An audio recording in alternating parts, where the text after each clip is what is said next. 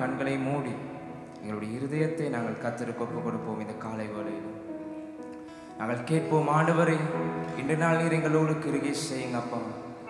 நீங்கள் எங்களோடு பேசுங்க ஆண்டவரே. நீங்கள் எங்களுக்கு உதவி செய்யுங்க. இன்று நாள் உங்களுடைய சமூகத்துக்கு போக எங்களுக்கு உதவி செய்யுங்க நாங்கள் கேட்போம் ஆண்டவரே. ஓ அல்லேலூயா. சுவாமி உம்மை துதிக்கிறோம் ஆண்டவரே. நீர் பெரியவர், நீர் மேலானவர், நீ சிறந்தவர் ஆண்டவரே. உம்மை துதிக்கிறோம். ஹல்லேலூயா ஹல்லேலூயா. உம்மை ஆராதிக்கிறோம் ஆண்டவரே. உம்மை துதிக்கிறோம். ஹல்லேலூயா. அன்புள்ள சுவாமி அப்பா, இந்த நாளுக்காக உமக்கு நாங்கள் நன்றி செலுத்துகிறோம். ஒரு புதிய ஒரு நாளை தந்து ஆண்டவரே நீர் உம்மை ஆராதிக்க, உம்மை துதிக்க, உம்முடைய சமூகத்துக்கு வர செய்து இந்த கிருபைக்காக உமக்கு நன்றி ஆண்டவரே. இன்று நாள் ஆராதனை நீங்கள் ஆசீர்வதிங்க அப்பா. நாங்கள் எங்கள் ஒவ்வொரு பேரையும் ஒப்பு கொடுக்கிறோம் ஆண்டவரே. உம்முடைய சமூகத்தை நாங்கள் உண்மையாக எங்களுடைய வாழ்க்கையில உணர இன்றைய நாளில் எங்களுக்கு நீங்கள் உதவி செய்யுங்க. எங்களுக்கு நீங்கள் கிருபை அளிங்க ஆண்டவரே. எங்களை நாங்கள் உம்முடைய கருத்துக்கு முழுவதுமாக ஒப்பு கொடுக்கிறோம். நீங்கள் எங்களோடு பேசுங்கப்பா. எங்களோடு இடைப்படுங்க. உம்முடைய வார்த்தையோடு எங்களோடு பேசுங்க ஆண்டவரே. உம்முடைய வார்த்தை கொண்டு வருகிற தாசனோடு பேசுங்க ஆண்டவரே. அப்பா, நாங்கள் உம்மை உண்மையாக நமஸ்கரிக்க, உம்மை உண்மையாக நாங்கள் தேடுவதற்கு இந்த காலை வேளையில் எங்களுக்கு உதவி செய்யுங்கள் ஆண்டவரே. ஒரு அழகான ஒரு ஆராதனை எமக்காக நாங்கள் கொடுக்க எங்களுக்கு உதவி செய்யுங்கள். இயேசு கிறிஸ்துவின் நாமத்தினாலே ஆமென். ஹல்லேலூயா ஹல்லேலூயா. எத்தனை பேர் சந்தோஷமாக இருக்கிறீங்க? உங்களுடைய கரங்களை தூக்கி காட்டுங்க. எங்களுடைய தேவனினால் கூடாதது ஒன்றும் இல்லை. ஆமென். எத்தனை பேர் விசுவாசிக்கிறீங்க? என்னுடைய தேவனால் கூடாதது ஒன்றும் இல்லை. என்னுடைய தேவனுக்கு ஒப்பான தேவன் இந்த உலகத்தில் இல்லை. ஆமென் ஆமென். நாங்கள் பாடுவோம், தேவரீர் நீர் சகலமும் செய்ய வல்லவர். எங்களுடைய கரங்களை தட்டி நாங்கள் பாடுவோம், எங்களுடைய தேவனுக்கு ஒப்பான தேவன் இந்த உலகத்திலே இல்லை. மேலே வானத்திலும் கீழே பூமியிலும் சகல அதிகாரங்களும் உடைய ஒரே தெய்வம் எங்களுடைய இயேசு கிறிஸ்து மாத்திரமே. அந்த தெய்வத்தை நாங்கள் ஆராதிப்போம்.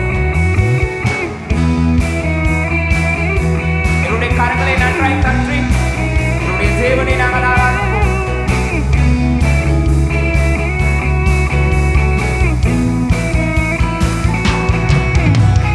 தேவரீர் நீர் சகலமும் செய்ய வல்லவர்.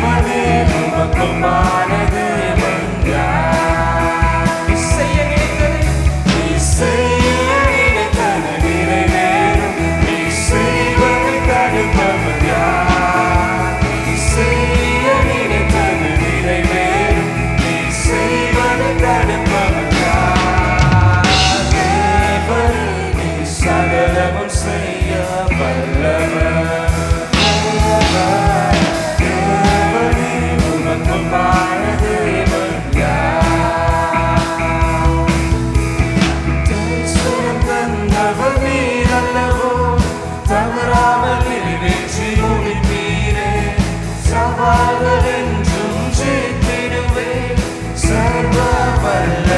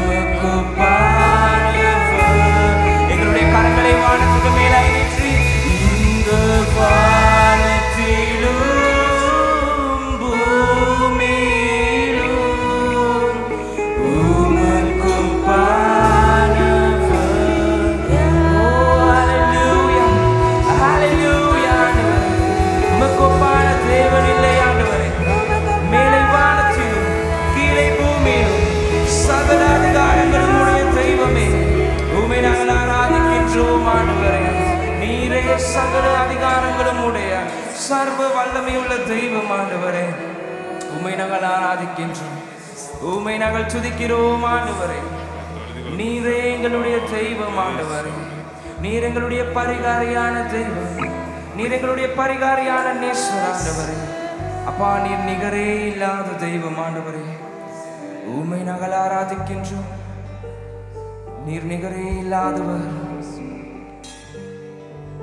அப்பா, நீர் நிகரே இல்லாத தெய்வம் ஆண்டவரே.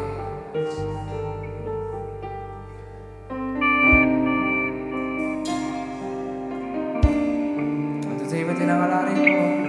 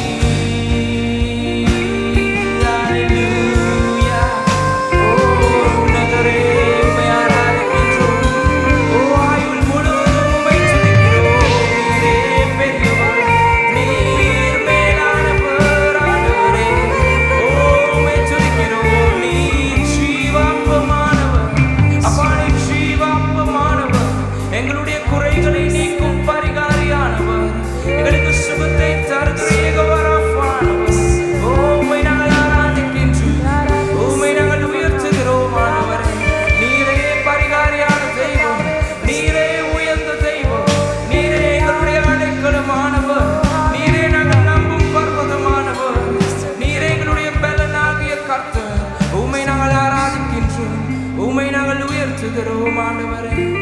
ஹalleluya ஹalleluya. ஓ சுவாமி உம்மை துதிக்கிறோம் ஆண்டவரே. இந்த காலை வேளை நாங்கள் ஒரு தீர்மானம் எடுப்போம் ஆண்டவரே. நான் உம்மோடு கூட வாழ ஐயா, நான் உம்மோடு கூட இணை இந்த காலை வேளையில் எனக்கு உதவி செய்யுங்க. சில வேளை நாங்கள் ஆண்டவரை விட்டு தூரம் போயிருக்கலாம். சில வேளை நாங்கள் அவரை மறந்து வாழ்ந்த நாட்கள் அநேகமாக எங்களுடைய வாழ்க்கையில் இருக்கலாம். இந்த காலை வேளையில் நாங்கள் ஒரு தீர்மானம் எடுப்போம் ஆண்டவரே. நான் உம்மோடு கூட வாழணும் சுவாமி. ஐயா, நான் உம்மோடு கூட திரும்ப இணையணும் ஆண்டவரே. ஐயா, நான் ஆதியிலே கொண்ட அன்பை ஆண்டவரே உன் மீது நான் திரும்பவும் கொள்ளணும் சுவாமி. ஆண்டவரே, என்னுடைய பலவீனங்களை நீக்கி, என்னுடைய முடியாமைகளை நீக்கி இந்த காலை வேளையில் உம்மோடு இணைய எனக்கு உதவி செய்யுங்க ஆண்டவரே. ஹalleluya.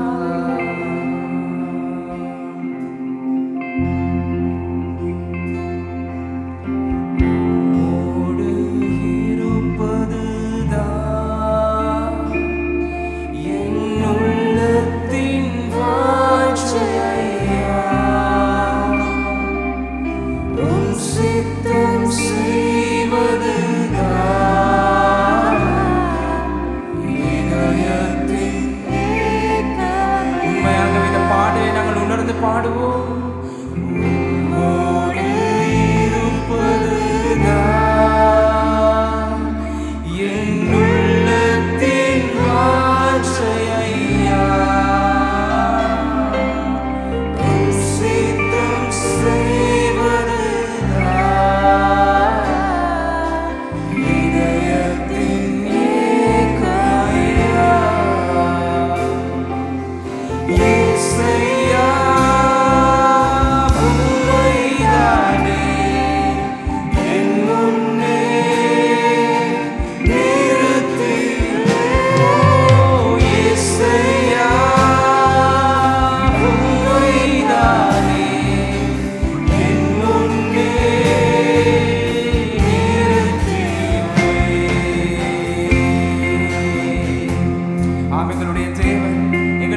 யாவையும் செய்தவர். அவருடைய சிலுவை மரணத்தை நாங்கள் சற்று நேரம் சிந்தித்து பார்ப்போம். அவர் செய்யறதுக்கு எதுவுமே இல்லை. எல்லாமே அவர் சிலுவை மரணத்தில் எங்களுக்கு செய்து முடித்த தெய்வமாய் வெற்றி சிறந்தவராய் இந்த காலை வேளையில் அவர் சொல்லிக்கிறார். எனக்காக யாவையும் செய்பவரே,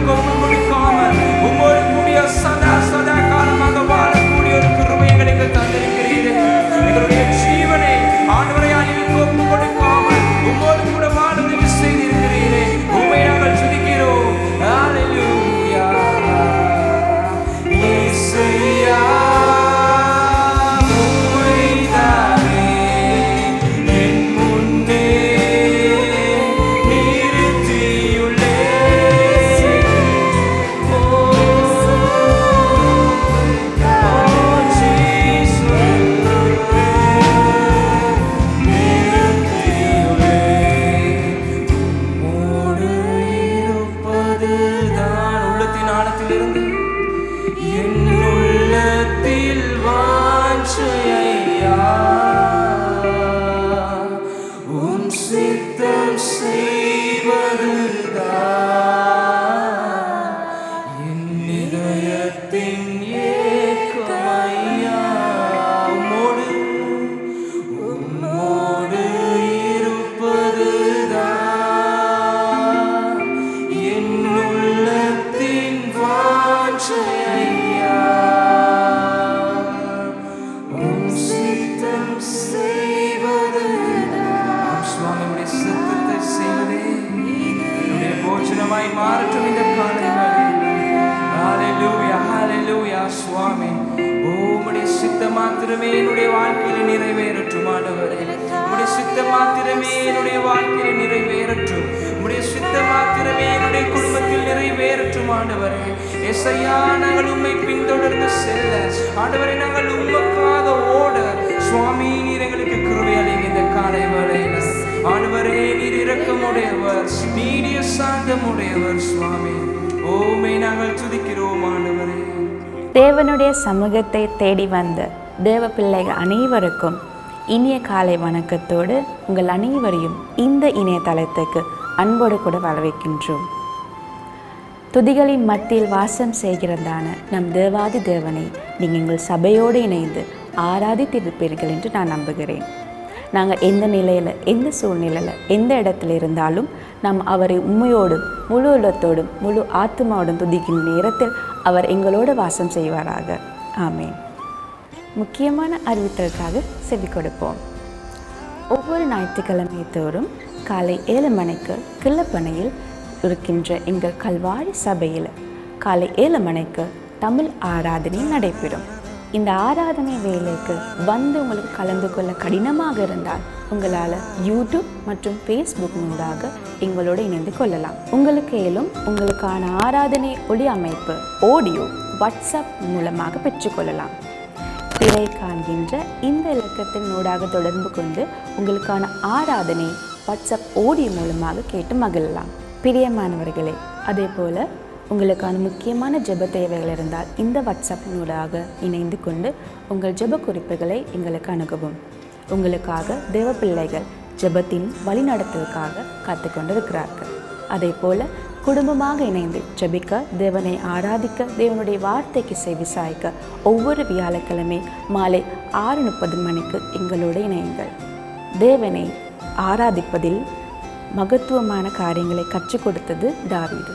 எனவே தாவீது நானும் என்ற தாவீதின் ஆராதனை நேரத்துக்கு உங்களை மிகவும் அன்போடு கூட வரவேற்கின்றோம்.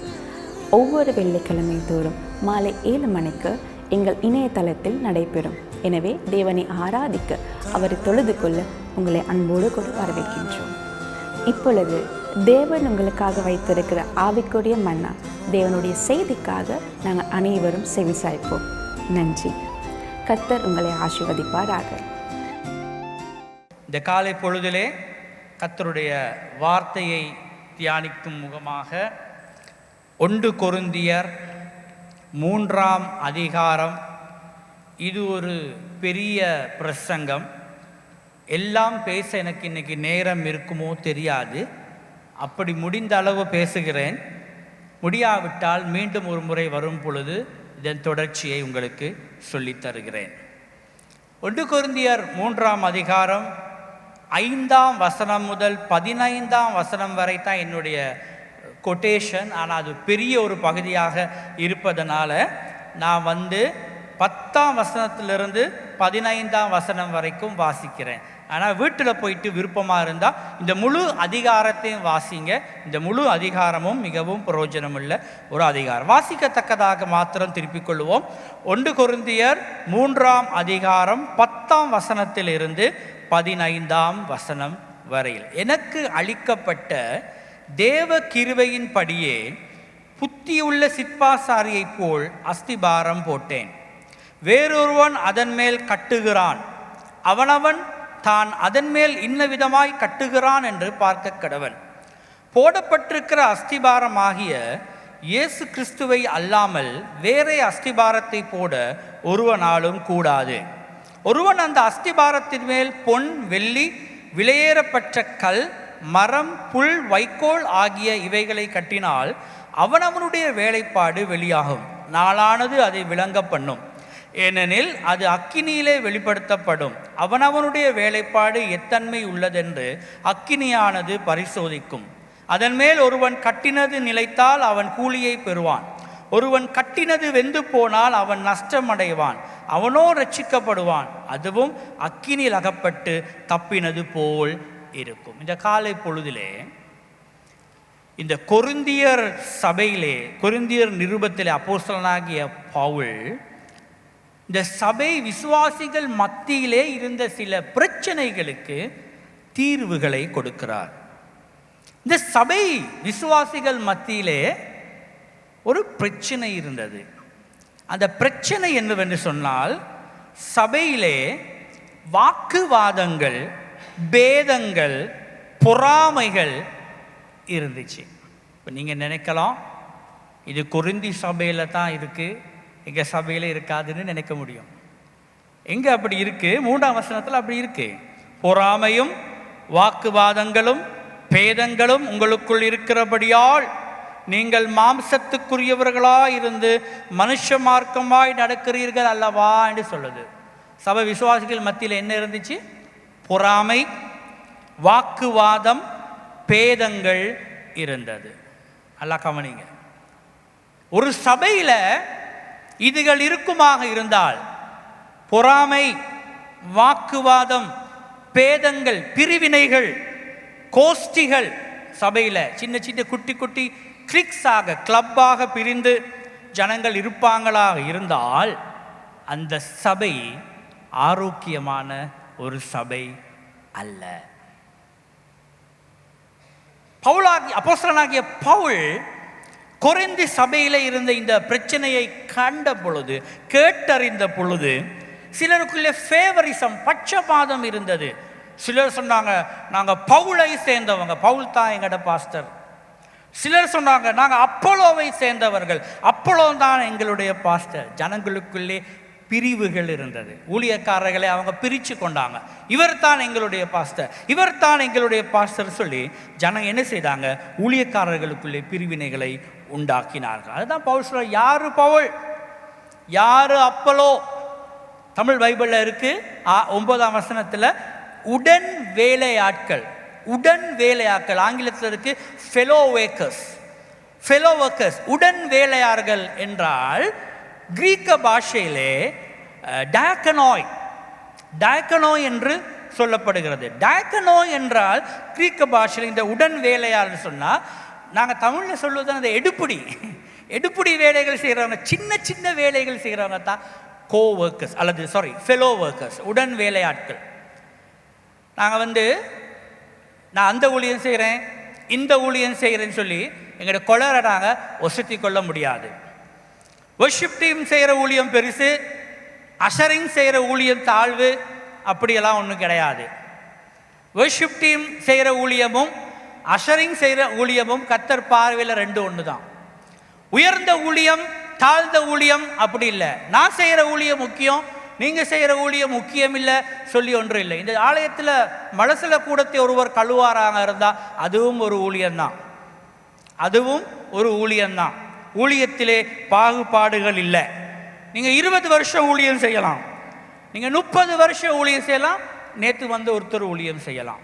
அவள் பழைய ஆக்களுக்குள்ள ஒரு பவுசு இருக்கும். நாங்கள் பழைய ஆக்கள், நாங்கள் தான் பழைய ஆக்கள், நீங்கள் நேற்று வந்தவங்க, நீங்கள் புதிய ஆக்கள்.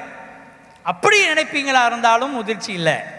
பழைய ஆக்கள், புதிய ஆக்கள், வாலிபர்கள், வயோதிபர்கள், புருஷர், மாதர் எல்லாம் சேர்ந்து இன்னைக்கு கொயரை கட்ட பொழுது கிட்டத்தட்ட அப்படி ஒரு மிக்ஸ் இருந்துச்சு.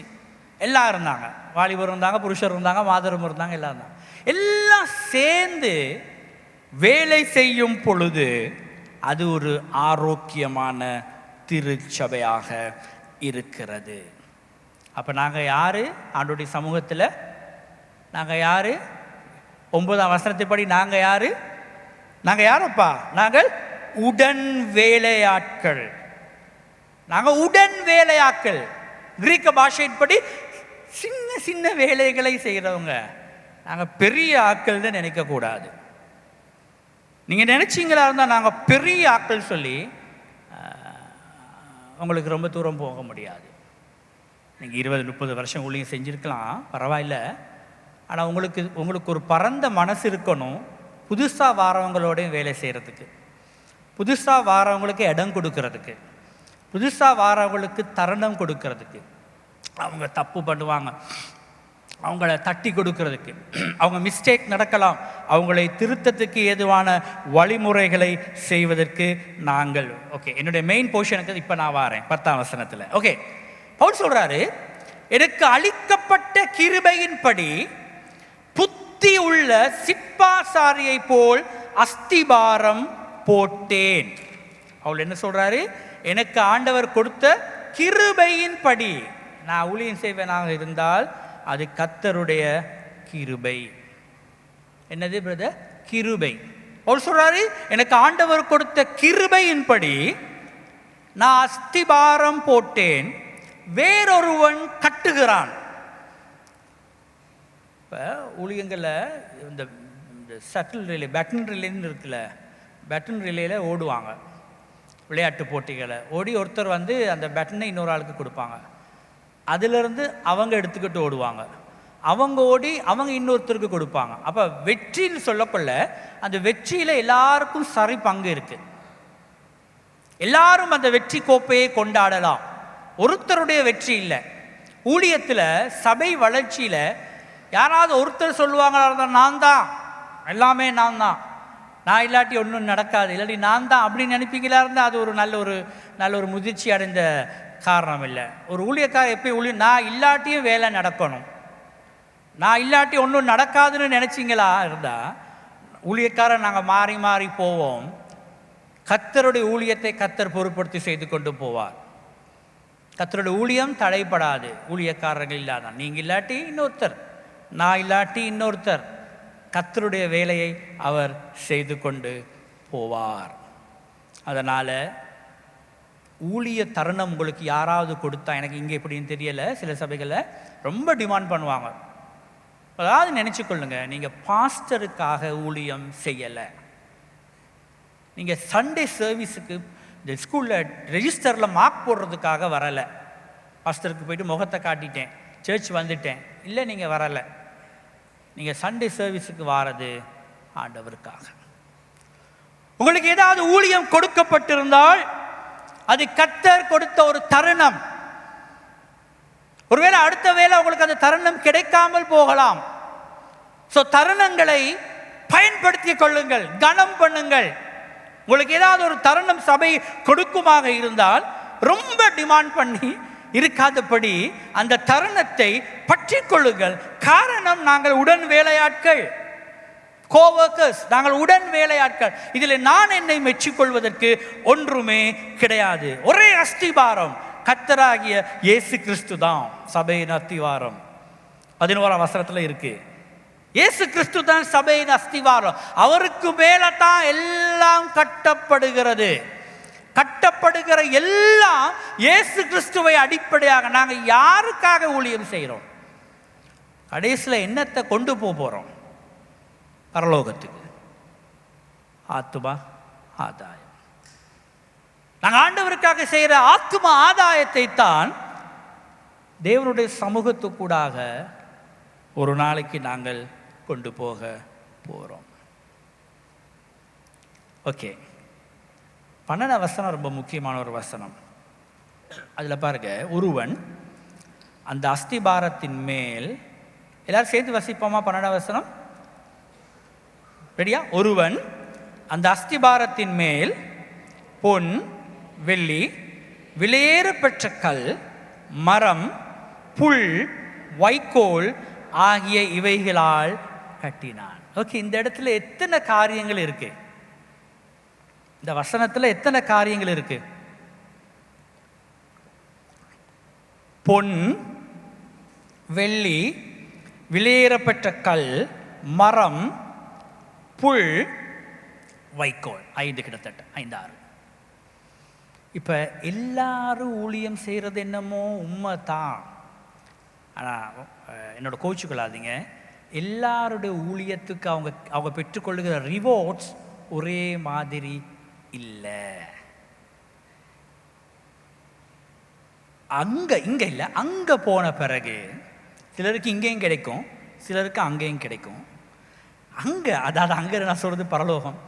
ஆண்டவருடைய சமூகத்துக்கு போனதுக்கு பிறகு நாங்கள் இந்த பூமியில் ஆண்டவருக்காக செய்த ஊழியத்தை ஆண்டவர் என்ன செய்ய போகிறாராம்? அளவிட்டு பார்க்க போகிறார், சோதித்து பார்க்க போகிறார்.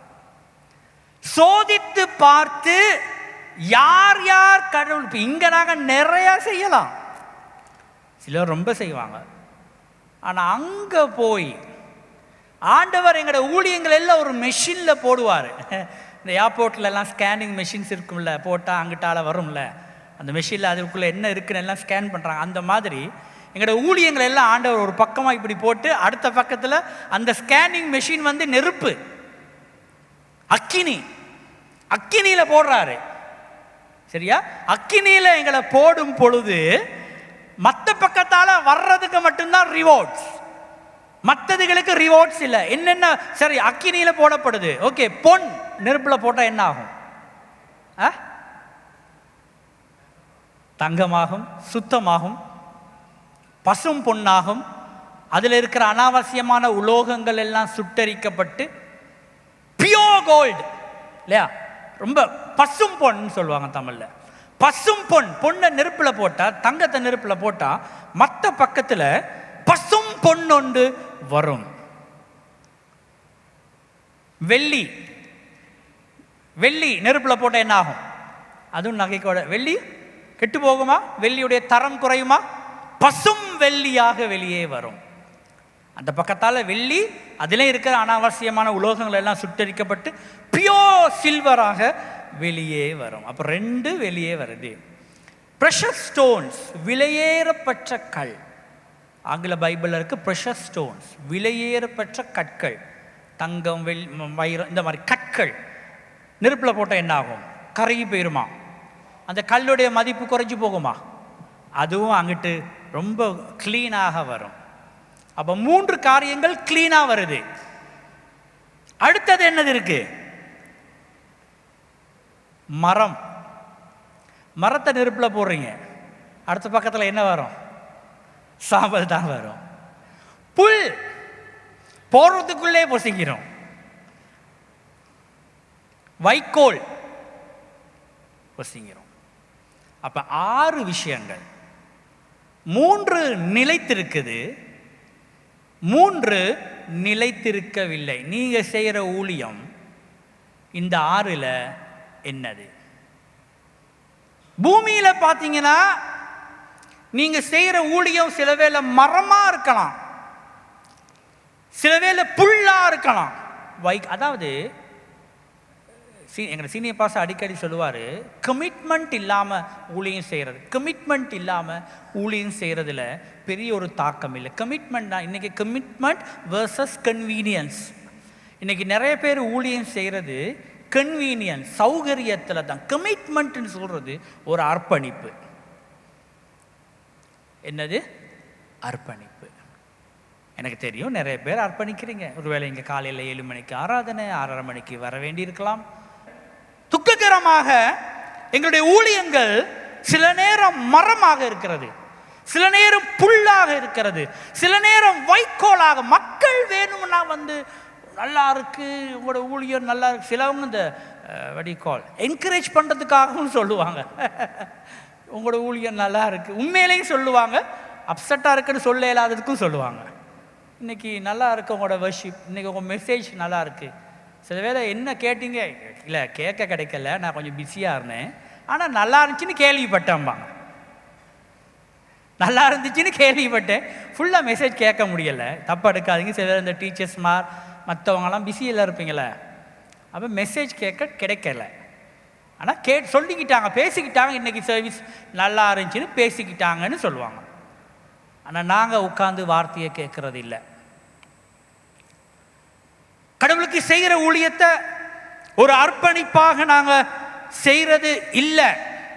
அதனால என்னவா 13ஆம் வசனம், அவனுடைய வேலைப்பாடு வெளியாகும் ஒரு நாள், நாளானது அதை விளங்க பண்ணும், ஏனெனில் அது அக்கினியினாலே வெளிப்படுத்தப்படும். அவனுடைய வேலைப்பாடு தன்மை உள்ளது என்பது அக்கினியானது சோதிக்கும். இனி ஒரு இன்டர்பிரிட்டேஷன் நான் தாரேன் உங்களுக்கு. இந்த வெள்ளி, இந்த பொன் வெள்ளி விலையேற பெற்ற கற்களுக்கு 3 இன்டர்பிரிட்டேஷன் நான் தாரேன்.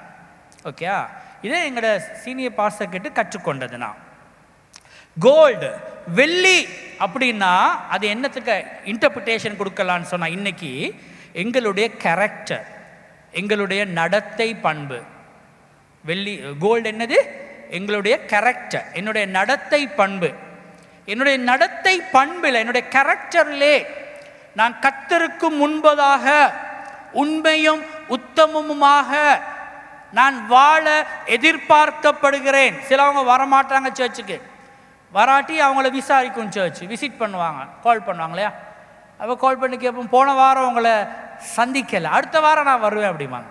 நீங்கள் அடுத்த வாரம் வருவீங்களான்னுங்கிறது இல்லை கேள்வியே, போன வாரம் வரலைங்கிறது தான் கேள்வி. சொல்ல ரீசன் இருக்காது, உண்மையான காரணம் இருக்க, வர கிடைக்கல மழுப்புவாங்க. சில நேரம் உண்மையை ஆராய்ச்சி பார்த்தா அவங்களுக்கு என்ன, ஒருவேளை தூக்கம் போயிருச்சும்பாங்க, சர்வீஸ் மிஸ் ஆயிடுச்சு, தூக்கம் போயிடுச்சு, அதனால் சர்வீஸுக்கு வர கிடைக்கலம்பாங்க. பொய், வாயை திறந்தா பொய். சில நேரம் கிறிஸ்தவர்கள் சபைகளில் விசுவாசிகள் பொய் பேசுகிறார்கள், வாயை திறந்தா பொய், மற்றவங்களை ஏமாற்றத்தக்கதாக, கடவுளோட நாமத்தை மகிமைப்படுத்துவதற்கு மாறாக ஊழியமும் செய்து கொண்டு, அட்டூழியமும் செய்து கொண்டு, வாயை திறந்தா பொய் பேசிக்கொண்டு, இன்னொருத்தருடைய கேரக்டரை ஸ்பாயில் பண்ணி கொண்டு நாங்கள் வாழக்கூடாது. கோல்டு என்னுடைய நடத்தை பண்பை பிரதிபலிக்கிறது.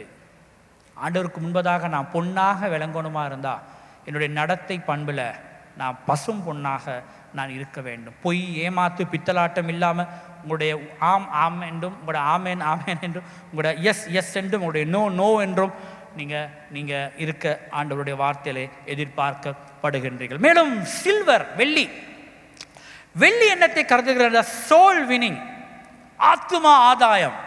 அதுதான் இவங்க 3 பேர் செய்கிறாங்க. மேலும் இந்த நாட்களிலே நான் அதை தான் ஸ்டடி பண்ணி கொண்டிருக்கிறேன். சுவிசேஷ மயமாக்கப்படல் வேண்டும் திருச்சபை. ஆத்துமபாரம் இல்லாட்டி, சுவிசேஷத்தை நாங்கள் அறிவிக்காட்டி, அழிந்து போகிற ஜனங்களை குறித்த ஒரு உள்ளம் எங்களுக்கு இல்லாவிட்டால் நாங்கள் பரலோகத்துக்கு போனால் எங்களுக்கு எந்த ரிவார்ட்ஸும் கிடைக்காது. எங்களுக்குள்ள என்ன வேணும்? சபைக்குள்ள என்ன வேணும்? எங்களுக்குள்ள என்ன வேண்டும்? ஆத்துமபாரம், ப்ரெஷஸ் ஸ்டோன்ஸ், விலையேற பெற்ற கற்கள். அது எங்களுடைய கமிட்மெண்ட் ஃபார் த சர்ச். சபைக்காக எங்களோட அர்ப்பணிப்பு. என்னத்துக்கு நான் அர்ப்பணிக்கிறேன்? ஓகே, இந்த வருஷம் நீங்கள் சொல்கிறீங்க நான் சில்ட்ரன் மினிஸ்ட்ரிக்கு என்ன அர்ப்பணிக்கிறேன், இந்த வருஷம் நான் சிறுவர் ஊழியத்தை பொறுப்படுத்தேன். ஓகே, அர்ப்பணிச்சிட்டிங்க. அப்போ டிசம்பர் ஆகக்குள்ள என்ன செய்ய போகிறீங்க? ஓகே, நான் டிசம்பர் ஆகக்குள்ள, இப்போ சண்டே ஸ்கூலில் ஒரு 20 பிள்ளைங்க இருக்கிறாங்களா இருந்தால், நான் டிசம்பர் ஆகக்குள்ள இது ஒரு 40க்கு நான் கொண்டு வர நான் அர்ப்பணிக்கிறேன். நான் டீச்சர்ஸ் மாரோட இது குறித்து ஜெபிக்க போகிறேன். டீச்சர்ஸ் மாரோட இதை குறித்து நான் திட்டமிட போகிறேன். எங்களுக்கு புதிய சண்டே ஸ்கூல் பிள்ளைங்க, நான் உதாரணம்னு சொல்கிறேன். அந்த மாதிரி ஒவ்வொரு டிபார்ட்மெண்ட்டில் புருஷர் ஐக்கியம், மாதர் ஐக்கியம், வாரமும் மாதமும் வாலிபர் ஐக்கியம், இதுகளில் இந்த ஊழிய வாஞ்சைகளை ஆத்தும ஆதாயம் மயமாக்கப்படும் பொழுது, ஓகே யூத், ஓகே அவங்களாம் ஓகே நாங்கள் அடுத்த முறை இத்தனை பேரை ஆதாயப்படுத்துவோம். ஆத்தும பாரம், நாளைக்கு நான் மரித்து போனால் தேவனுடைய சமூகத்துக்குள்ளே நான் எடுத்துக்கொள்ளப்படுவேன் என்ற நிச்சயம் ஒரு பக்கம், நான் ஆத்தும ஆதாயம் செய்கிறவனாக மரிக்க வேண்டும் என்பது இன்னொரு பக்கம். அதனால் அன்பானவர்களே, நாட்களை வீணாக்காதீர்கள். இரவில் தூக்கத்துக்கு போகும் பொழுதும், காலையில் எழும்பும் பொழுதும் ஜெபம் பண்ணி அந்த நாளை ஒப்பு கொடுத்து அடுத்த நாளை ஆரம்பிங்க.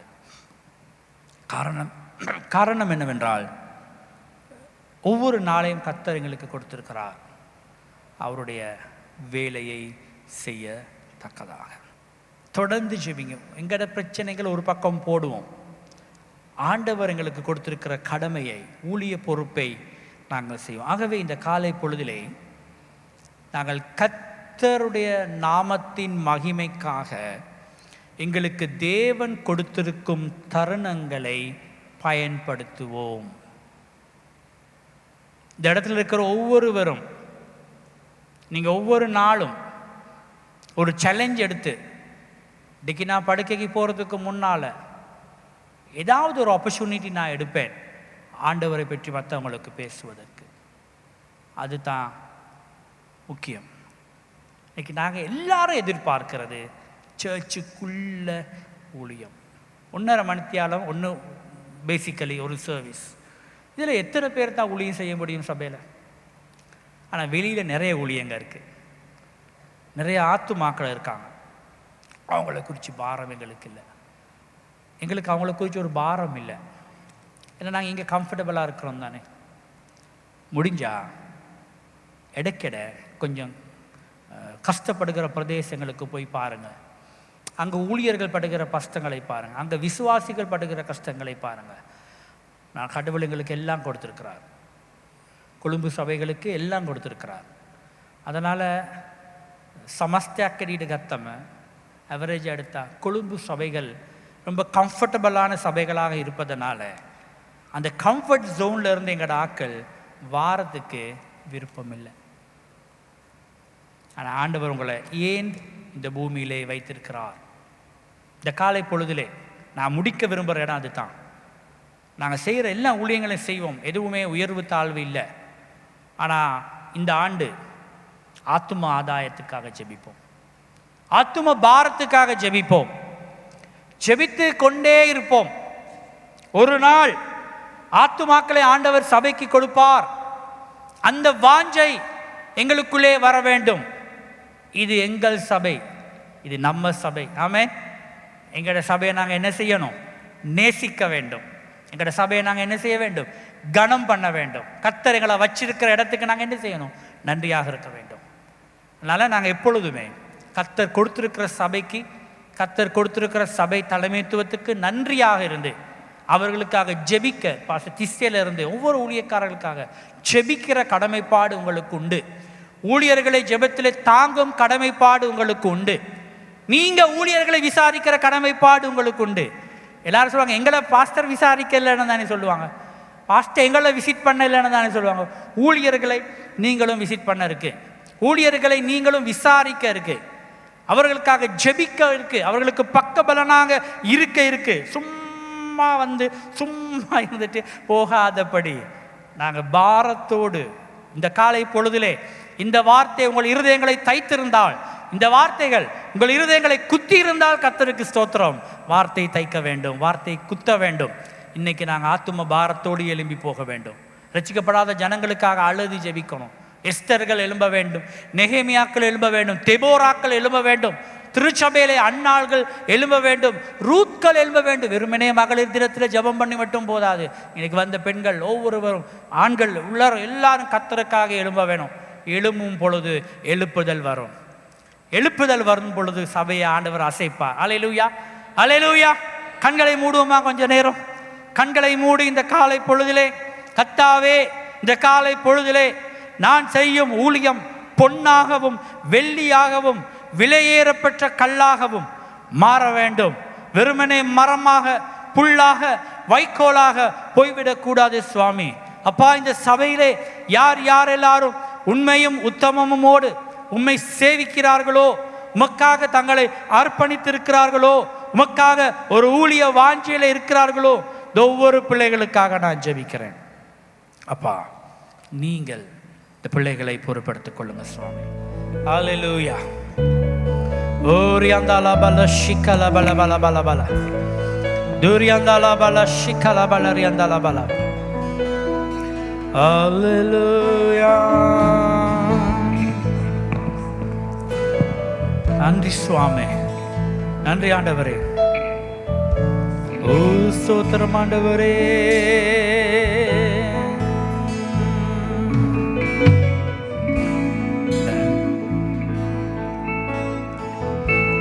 நல்லவரே என் இயேசுவே, நான் பாடும் பாடலின் காரண